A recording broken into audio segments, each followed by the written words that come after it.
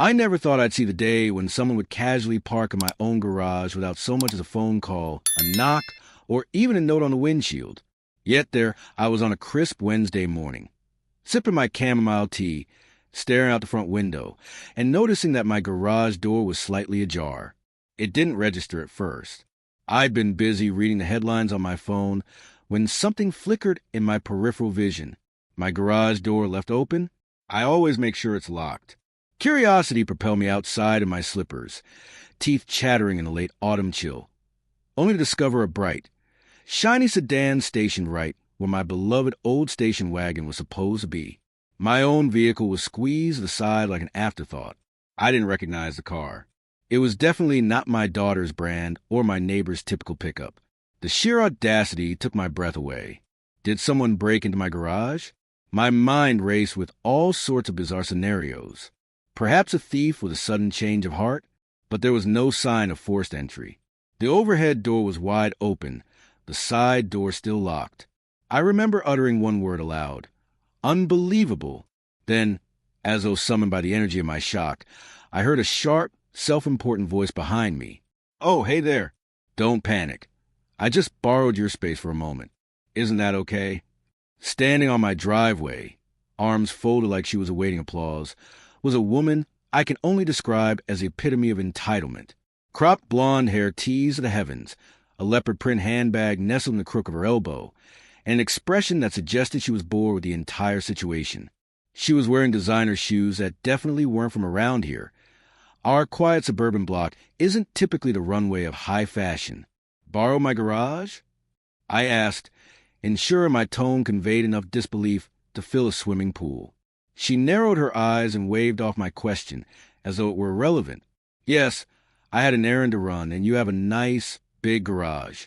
It was open, so I assumed you were letting neighbors use it. "Are you telling me this is a problem?" I'd dealt with neighbors who left their trash cans a bit too close to my property line. I'd even had an overzealous teenage driver clip my mailbox once. But this was new territory.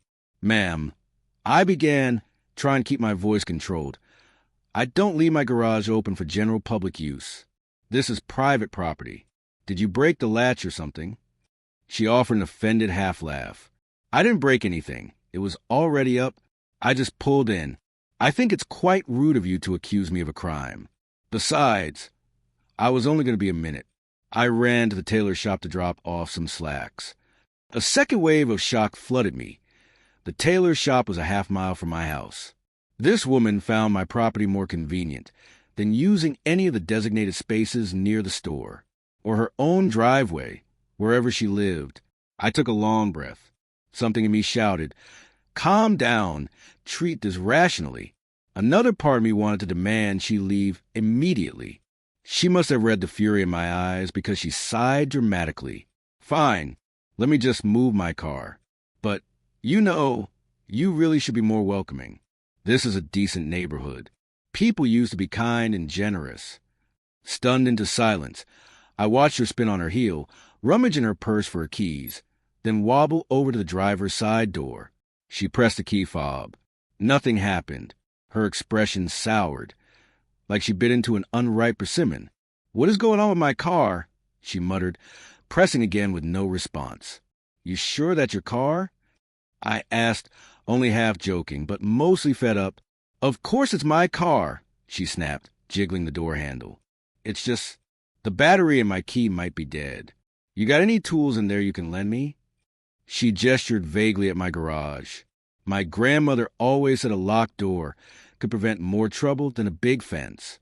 Well, in that moment, I realized I never wanted this woman in my garage again, tools or no tools. It was a gut instinct about protecting my peace. I simply said, "No, I don't keep spares in there." That was a lie, but I didn't care. She stared at me like I was the biggest obstacle to her daily routine. "Why are you being so difficult? Just let me fix my car and I'll be on my way." I'd long prided myself on having the patience of a saint. Teaching high school English for 30 years teaches you how to remain calm even when 25 teenagers are all clamoring for your attention. But Karen's haughty approach flipped some internal switch. Nobody had ever breezed into my house or garage uninvited. Her privilege was so thick, you could drape it over a window as a blackout curtain. Then her phone rang. She glanced at the screen and immediately took the call. Instead of apologizing or stepping aside, she strolled deeper into my garage to shield herself from the wind, ignoring my presence entirely. She chattered away, complaining about some store that wouldn't accept a return without a receipt. I stood there, a million thoughts buzzing. That's when the idea came to me. Some might call it petty. Some might call it justified. I walked behind her, grabbed the handle on the inside of the garage door, and pulled it down with a decisive clang. She whipped her head around. Phone still at her ear, a look of outrage lighting up her face.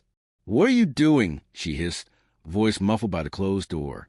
Ignoring her, I locked the handle, tested it, and then turned around to head back inside my house. I was trembling, but I felt oddly resolute. She'd parked in my garage without permission. She had no sense of boundaries. And I wasn't about to argue with someone who clearly thought the world existed for her convenience. So I made my way inside, kicked off my slippers, turned on the kettle for another cup of tea, and calmly gathered my overnight bag.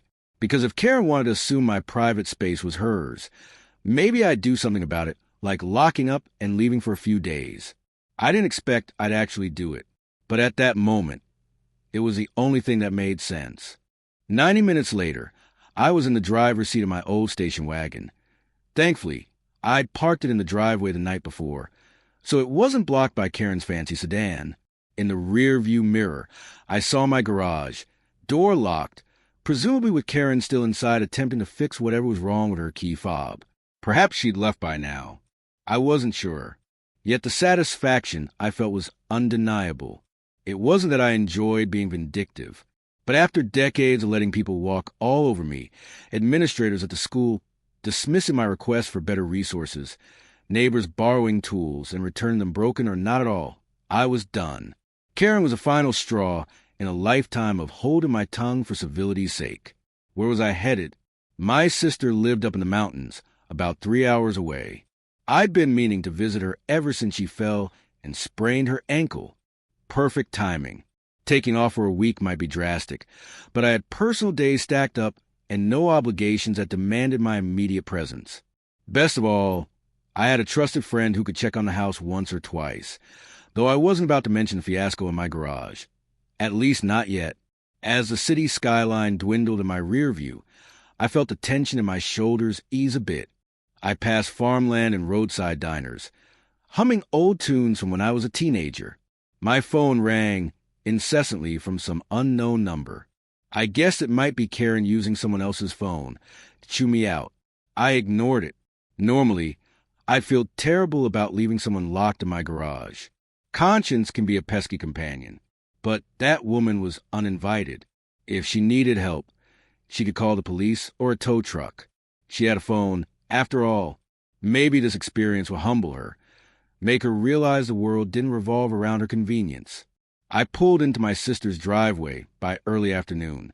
She hobbled out onto the porch with her crutch, eyebrows raised in surprise. Well, I didn't expect to see you until Thanksgiving. I forced a laugh. I come bearing groceries and an appetite for gossip. She gave me a once-over. Something happened. You've got that look on your face. Spill it. We settled into her living room, the fireplace crackling. I recounted the morning's events in full detail. The entire time, her jaw practically dragged on the floor. "You locked her in your garage?" she exclaimed. "You've lost it." I nodded. Maybe so, but I've had enough of people thinking they can waltz onto my property. My sister laughed until tears formed at the corners of her eyes. She shifted in her seat, wincing because of her sprained ankle. "You, my dear sibling, have discovered your inner rebel at an interesting age. What now?" "Now," I sighed, "I'm going to hang out here, help you with groceries, cook you some meals, and get my mind off that woman. If she wants to get out, she has resources." She studied me for a long moment. "All right, just be prepared for consequences. If she's truly that self-absorbed, I suspect she won't let this rest." A small alarm bell rang in my head. Of course, there could be legal repercussions. But I also figured if the cops showed up, they'd see it was trespassing on her part in the first place. Sure, it might get complicated, but I wasn't about to lose sleep over it. The next few days were surprisingly calm. My sister and I cooked dinner together, using old family recipes we hadn't touched in years. We walked around her property, with her limping along but refusing to stay indoors, and had a good laugh at how ridiculous life could be. The entire Karen fiasco almost felt like an absurd dream. The phone calls, however, didn't stop. I had at least a dozen voicemails from the same unknown number. By the third day, my curiosity got the best of me, so I finally listened to them. At first, the voice on the messages was whiny. "Hello? This is Karen. You need to call me back immediately." By the third message, she was furious. "You can't do this to me. Do you know who I am? I'm calling my lawyer." In one of them, her tone had shifted to near pleading. "Look, this has gone too far. If you don't come back, I'll have the authorities take care of it. Is that what you want?" I deleted them and shrugged. My sister watched me with a mixture of concern and amusement. She's persistent. "Do you think she's still in your garage?" I laughed at the mental image. "I doubt it. She's got enough attitude to have found an escape route by now. Maybe she popped out a window or forced a door. All I know is I'm not in the mood to get stuck in an argument over property lines with her." Still, anxiety crept back in. I tried to push it away by refocusing on my sister's daily routine. We sorted through old family photos, had a blast rediscovering pictures of us as kids in the 1970s, big hair and bell-bottom jeans included. Every so often, I glanced at my phone, ignoring more calls. On the fifth day, I got a single text message from my friend who sometimes looked after my house. "Police were knocking on your door. They left. Let me know if you're okay." My heart leapt a bit. This was it, the real consequence. My sister patted my hand reassuringly, though a grin tugged at her lips. "You might have a lot of explaining to do." That night, I lay awake on her living room couch, replaying the entire scenario. Was it worth the trouble I might face upon returning? Then I recalled the smug look on Karen's face, her blatant disregard for my private space. Something about that memory solidified my resolve. Yes, it was worth it. Sometimes you had to make a stand, even if it ruffled feathers. I packed my things on the seventh day, feeling both eager and nervous to see what awaited me. My sister wished me luck as I backed out her driveway. By the time I hit the main highway, my phone was ringing again. I let it go to voicemail. Little did I know, the circus waiting for me at home would be far more ridiculous than anything I had imagined. When I pulled onto my street, the first thing I noticed was a huddle of neighbors at the end of the block, whispering among themselves. For a moment, I felt like I'd stepped into a scene from an old television drama. Nosy Neighbors, episode 56. People who barely spoke to me the rest of the year were suddenly oh so interested. My garage door was firmly shut, but what made me break to a halt in shock was a collection of official-looking notices plastered across the front of it. Papers taped to the door, bright neon adhesives warning of some pending investigation. I parked in my driveway and stared, my pulse thudding against my temples. "Hey," called a familiar voice. My friend, let's call him Mark, approached from the sidewalk. He scratched the back of his neck, looking guilty. "I tried to reach you, but you weren't picking up. The cops were here. I told them you were out of town." "Yeah, I got your text. What happened?" Mark sighed. "So apparently, the woman you locked inside called the police claiming you basically kidnapped her. She also claims you caused damage to her vehicle. I told the officers the truth as far as I knew. Trespassing, you left for a trip, etc. But they left those notices to say there's an active complaint. They want you to stop by the station." I felt my stomach somersault. Kidnapping? That was a wild accusation. Did the cops break into my garage? Mark shook his head. "No. They knocked on your doors, tried call, but didn't have cause to forcibly enter. They said if you didn't show up voluntarily, they might get a warrant. By the time they left, your new friend was long gone. Her car wasn't here, either. She must have found a way to open the garage door from inside." An odd sense of relief washed over me. If Karen was gone, at least I wouldn't face a direct confrontation. Right this second. All right, thanks. I appreciate the heads up, I murmured. Before Mark could respond, one of my neighbors shouted from across the street. Hey, we heard you locked some woman in there. Is that even legal? Others were peering from windows, but I wasn't in the mood to chat about the ethics of property trespassing. I waved him off and strode to my front door. A mountain of mail spilled out as I pushed inside. The house smelled a bit stale, but everything was in place. My shoulders relaxed just a tad. I set down my things and wandered into the kitchen, bracing myself with a glass of water before tackling the garage. The moment of truth arrived. I unlocked the garage from inside the house, stepping through the connecting door. The first thing I noticed was that the overhead door had been forced open. Someone must have manually fiddled with the release. The second thing I noticed was that the entire place was strewn with random items. My gardening tools on the floor, some rags tossed around, a few empty water bottles that definitely weren't mine. A lone stiletto shoe was lying near my snow shovel. No sign of the sedan. I stared at the chaos in disbelief. Karen apparently made herself at home, rummaging for water or tools or who knows what. She must have pried the mechanism so she could get the car out. The leftover shoe both amused and unsettled me, like a bizarre Cinderella story gone sideways. After a moment, I picked up the shoe, tossed it in the trash bin, and surveyed the damage. Small scuffs on the walls, a bent rake handle, and a weird sticky residue on the concrete floor. Nothing overly valuable seemed missing. I sighed. It could have been worse. Then, from behind me came a voice. You better have a good lawyer. I nearly jumped out of my skin. I spun to find Karen standing in my driveway, arms crossed. She'd changed outfits, this time sporting leggings and an oversized sweater, but her glare hadn't lost any potency. The nerve of this woman. How did you even? I began dumbfounded. She stepped forward, her features twisted in anger. I filed a complaint. The police are involved now. You better believe I'm pressing charges for false imprisonment. And you damaged my car's electronic system, so I'm also pursuing compensation. The surreal nature of it all struck me like a thunderbolt. Her presence, her gall, as if she were the aggrieved party. You parked in my private garage without permission. Karen waved a manicured hand, as though swatting a fly. Irrelevant. Your door was open. Besides, I had a legitimate reason. I needed a safe place in my car while I ran errands. She took a step closer, jabbing her finger in my face. But you locked me in. You're going to pay for that. Anger flared in me, but I kept my voice calm. You trespassed. You were not invited.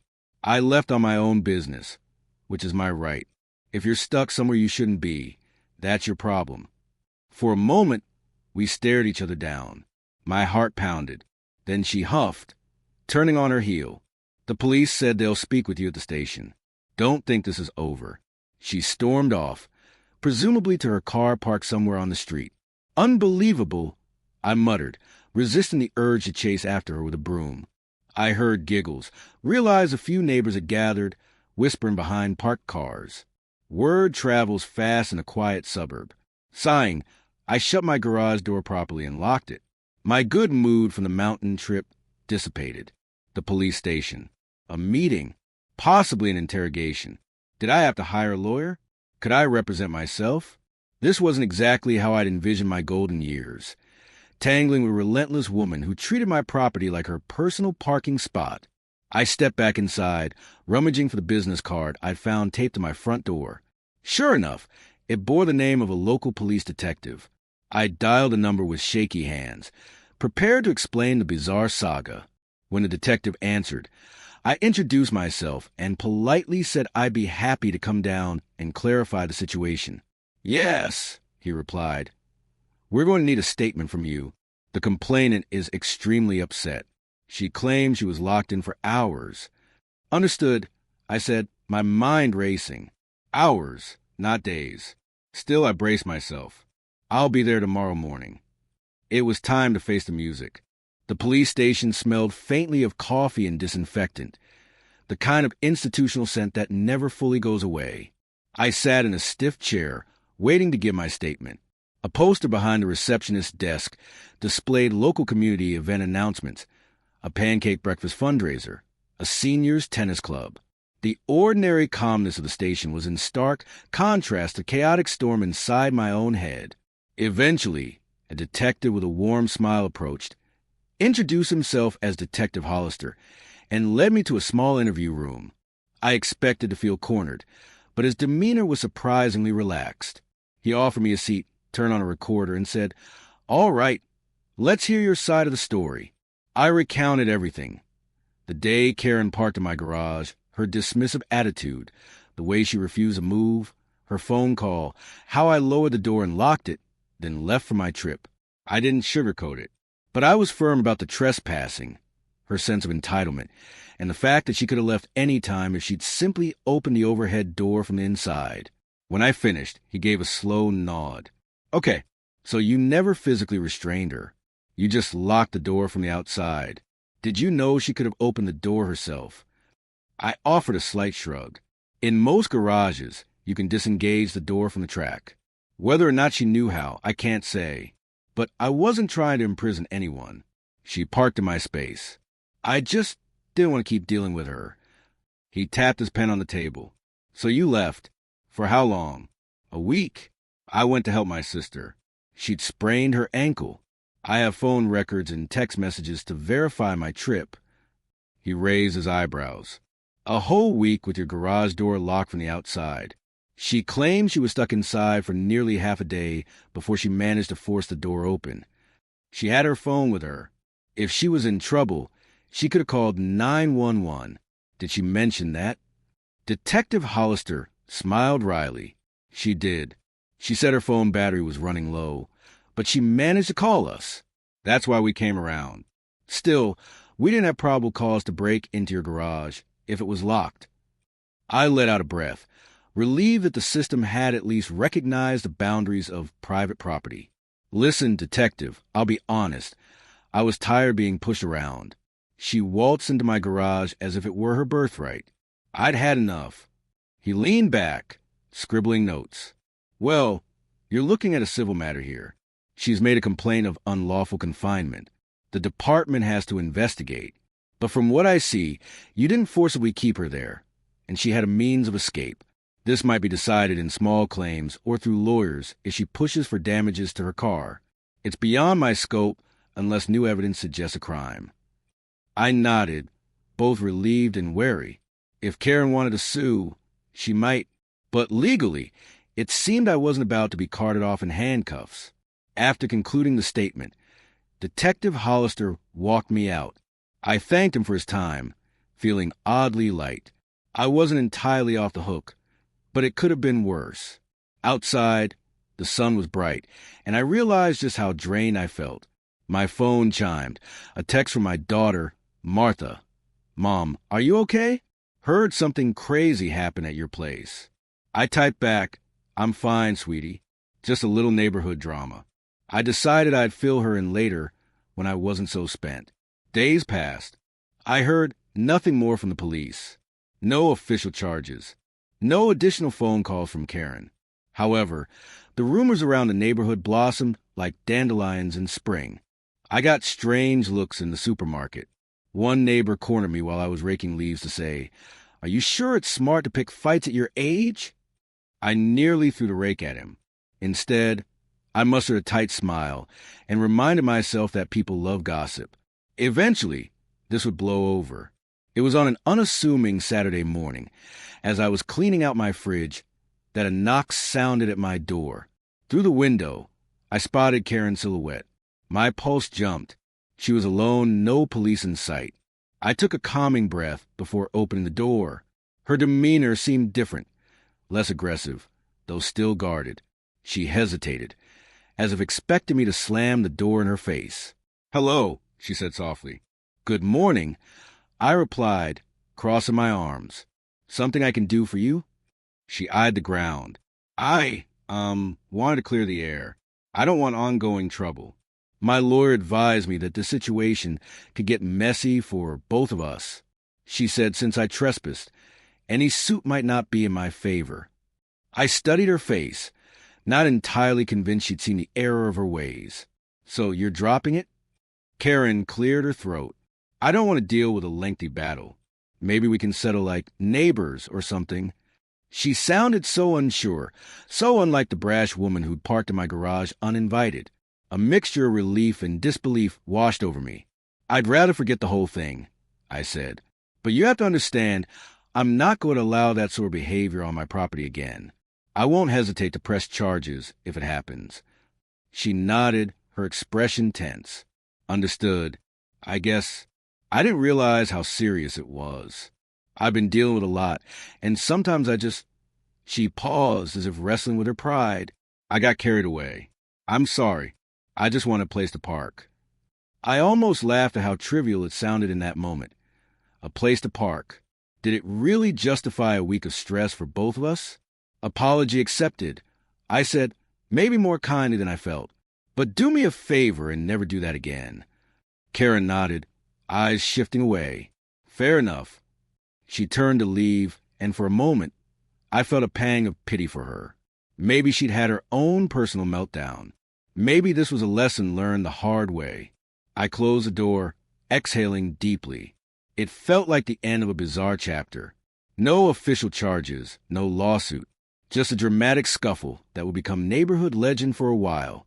A week later, I was chatting with Mark over coffee, recounting the entire saga, from start to finish.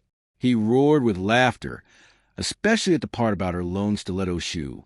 So the moral of the story is, never park your fancy car in someone else's garage without permission, he joked. I smirked. Precisely. And if you do, don't be surprised if you get locked in. You can't just expect everything to revolve around your convenience. I thought back to all those years I'd tolerated little offenses, people testing my boundaries. In a strange way, this fiasco gave me a sense of empowerment. Sure, it wasn't my finest moment, but it was a wake-up call to value my own space, my own peace of mind. Neighbors still bring it up from time to time. Some say I was too harsh. Others applaud me for standing my ground. Karen herself remains a looming figure in the neighborhood, though she keeps a wide berth from my driveway. Occasionally, I'll see her pass by with a curt nod. We share the same block. After all, no escaping each other entirely. But there's a mutual understanding. Stay out of my garage. And so life goes on. Whenever I see that empty space in my garage, I'm reminded of the day it was hijacked by a woman who just assumed she was entitled to it. And I remember how, for better or worse, I decided enough was enough.